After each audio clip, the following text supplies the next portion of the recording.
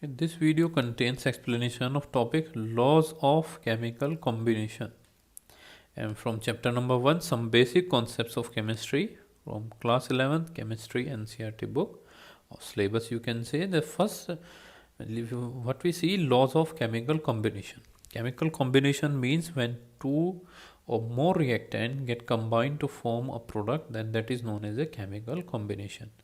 ये जब दो या दो से ज़्यादा एलिमेंट्स आपस में कंबाइन करती हैं और वो कंबाइन होने के बाद कोई भी प्रोडक्ट बना लेती हैं तो उसे केमिकल कॉम्बिनेशन कहते हैं।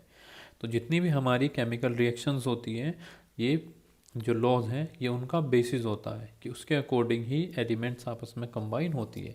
इसमें से जो दो लॉज हैं वो आप पहले भी पढ़ चुके हैं, law of conservation of mass and law of constant proportion के बारे में आप क्लास 9th में पढ़ चुके हैं इसके बारे में। सो तीन लॉज आपको डिफरेंट मिलेंगे लेकिन वो इन दोनों से ही रिलेट करते हैं, ऑलमोस्ट सिमिलरिटी आपको देखने को मिलेगी यहाँ पे।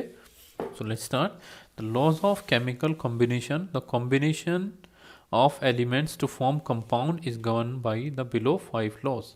कि जो एलिमेंट्स का कॉम्बिनेशन है कंपाउंड बनाने के लिए वो इन 5 लॉज पे डिपेंड करता है। The first law is conservation of मास। जो पहला लॉ है वो क्या है? कंजर्वेशन ऑफ मास है।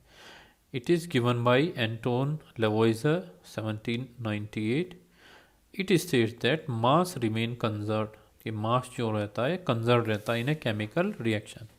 That is matter can neither be created nor be destroyed in a chemical reaction. कि मैटर को ना तो बनाया जा सकता ना ही डिस्ट्रॉय कर सकते हम किसी भी केमिकल रिएक्शन में। तो by example what you will see, carbon when react with oxygen form carbon dioxide. So the atomic mass of carbon is 12 and atomic mass of oxygen, one oxygen atom is 16. So here two atoms of oxygen are there in a molecule of oxygen, then it will become 32. So the total mass of the reactant is 44 gram, and after reaction they will form carbon dioxide, and here also you will check the molecular mass of carbon dioxide is 44 grams. So what you will observe that mass of reactant is equal to mass of product. So this helps us to understand that the mass can neither be created nor be destroyed in a chemical reaction, and it remains conserved. So you have to follow every time you have to follow this law every time here, and the basis of the balancing of chemical equation is dependent on this law only. And then law of constant or definite proportion, then it is given by Joseph Proust, a French chemist. It is also referred to as law of definite composition. इसको हम क्या बोलते हैं? Law of definite composition भी बोला जाता है इसको। ठीक है, डेफिनिट composition क्यों कहते हैं? क्योंकि इसमें जो कॉन्स्टिट्यूएंट पार्टिकल होते हैं कंपाउंड में उनका जो रेशो होता है एक डेफिनिट प्रोपोर्शन में वो कंबाइन रहते हैं। So states that elements combine in their definite proportion of mass to give compounds. कि ये बताता है कि जो एलिमेंट्स हैं वो एक डेफिनिट प्रोपोर्शन में कंबाइन होती है मास के, और क्या देती हैं? वो एक कंपाउंड देता है हमें। ठीक है, और a given compound always contains exactly the same proportion of element by weight. अगर हम किसी भी कंपाउंड की बात करें उसमें जो भी एलिमेंट्स हैं वो मास जो उनका होगा वो एक प्रोपोर्शन में होगा, यानी एक रेशो में होगा। See example will clear it out कि CO2 यहाँ पे कार्बन है और ऑक्सीजन है, तो कार्बन कितना हमने लिया? 12। तो कार्बन का मास कितना है? 12, और ऑक्सीजन का कितना है CO2 में? 32। तो जो रेशो निकालेंगे आप 3:8 का रेशो है। तो इससे ये पता चलता है कि कार्बन डाइऑक्साइड आप कहीं से भी लीजिए, अर्थ के किसी भी एटमॉस्फेयर से लीजिए, कहीं पे भी आप इसकी स्टडी कर लें, चाहे स्पेस में चाहे कहीं पे भी, तो 3 grams of carbon always combines with 8 gram of oxygen. तो यही रेशो रहेगा, 3:2 रेशो में ही जो कार्बन डाइऑक्साइड होगा वो प्रेजेंट होगा। Same example same case is for H2O। H2O के लिए भी यही केस रहता है कि इसमें भी हाइड्रोजन क्या है? तो मास है, क्योंकि एक हाइड्रोजन का एक है एटॉमिक मास, तो दो का कितना हुआ? 2। एक ऑक्सीजन का कितना हुआ? 16 एटॉमिक मास है। तो यहाँ पे 1:8 के रेशो में रहेगा। अब वाटर आप कहीं से भी लीजिए तो उसका यही कंपोजिशन मिलेगा H2O, और उसमें 1:8 के रेशो में हाइड्रोजन ऑक्सीजन से बाइंड करता है। ठीक है, तो ये ध्यान देना है इस चीज़ के अंदर कि हमेशा वो जो रेशो रहेगा बाय मास वो हमेशा कांस्टेंट रहता है, इसीलिए हम इसे क्या बोल देते हैं, लॉ ऑफ डेफिनिट कंपोजिशन या लॉ ऑफ कांस्टेंट प्रोपोर्शन भी बोल दिया जाता है। Then law of multiple proportions, यहाँ पे क्या आता है, लॉ ऑफ मल्टीपल प्रोपोर्शंस के बारे में पढ़ेंगे हम कि proposed by Dalton it states that when two different elements combine to form more than one compound and if mass of one element is fixed then other elements mass bear simple whole number ratio। तो यहाँ पे simple सी बात देखने की कि अगर हमारी दो एलिमेंट्स हैं आपस में कंबाइन होके एक से ज़्यादा तरीके के क्या बना लेती हैं, वो कंपाउंड्स बनाती हैं।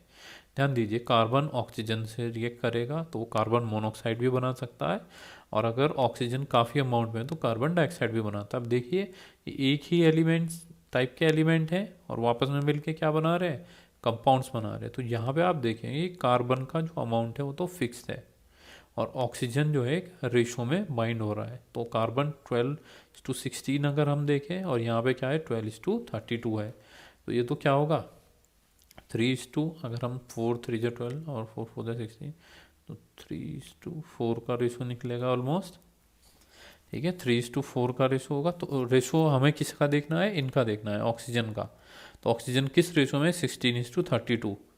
ठीक है, यहाँ पे अगर आप रेशो देख रहे हैं, एक का तो मास आपने क्या रखा, फिक्स रखा, यानी कार्बन का मास क्या हो गया इसके अंदर, फिक्स्ड है, और सिर्फ ऑक्सीजन जो है वो एक प्रोपोर्शन में कर रहा है, तो 1:2 के रेशो में ऑक्सीजन बाइंड है यहाँ पे। तो इसी को हम बोलते हैं लॉ ऑफ मल्टीपल प्रोपोर्शन, यानी आप 2 की मल्टीप्लाई कर देंगे 16 में तो 32 आ जाएगा।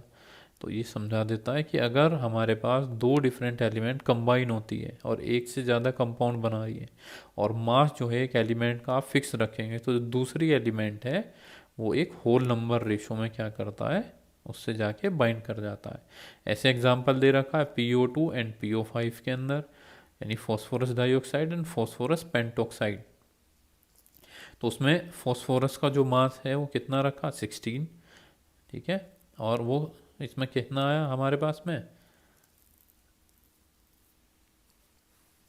जो ऑक्सीजन बाइंड कर रही है वो 32 है और 60 है। ठीक है, सॉरी फॉस्फोरस का मास यहाँ पे गलत होगा, तो we will check, just leave this example. Then see Gay Lussac law of gaseous volume, जो गेल-यूसेक लॉ देना है हमें गैसियस वॉल्यूम का।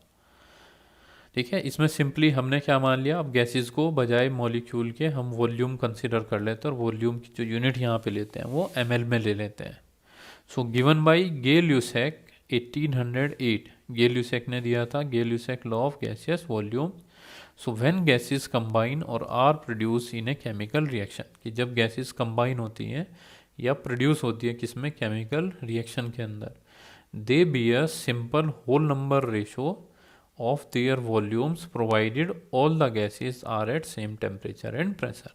तो वो क्या कर रही है कि जब भी आप गैसेस को आपस में कंबाइन करते हैं या वो प्रोड्यूस हो रही है किसी भी केमिकल रिएक्शन में, तो वो ऐसा एक सिंपल होल नंबर रेशो में करते हैं अकॉर्डिंग टू देयर वॉल्यूम, कि वॉल्यूम के अकॉर्डिंग आपको उसमें देना है।